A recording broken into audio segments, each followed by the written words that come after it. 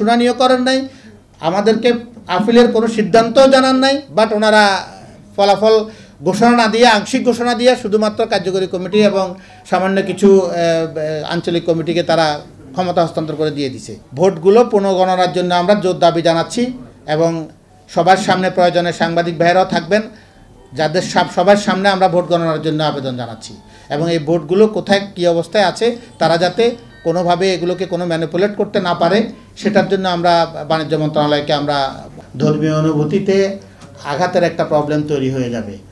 হাজিদেরকে ভালোভাবে হজ করানোর জন্য যে প্রক্রিয়া এটা হাফ করে থাকে। আপনারা এর আগে অনেকেই শুনে থাকবেন, অনেকেই জেনে থাকবেন যে কমিটি এসেছে, তাদের বক্তব্য আপনাদের জানা। আমরা ওইসব বিষয়ে যাচ্ছি না।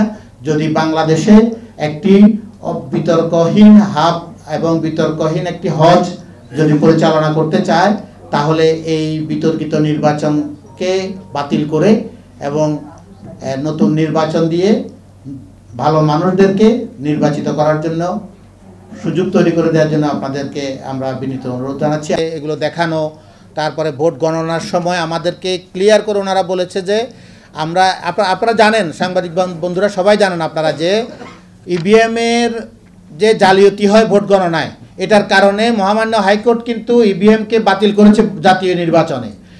বাট এই সুযোগটাকেই আমাদের এই প্রশাসক কাজে লাগিয়েছেন।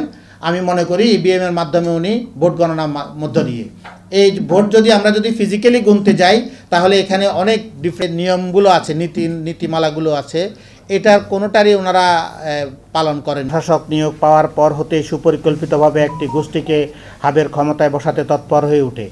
গত 19 ফেব্রুয়ারি সরকারি এক আদেশে উক্ত দাউদুল ইসলামকে ওএসডি করা হয়। নির্বাচনের সর্বময় ক্ষমতা ও দায়িত্ব নির্বাচন কমিশনের হলেও পুরো নির্বাচন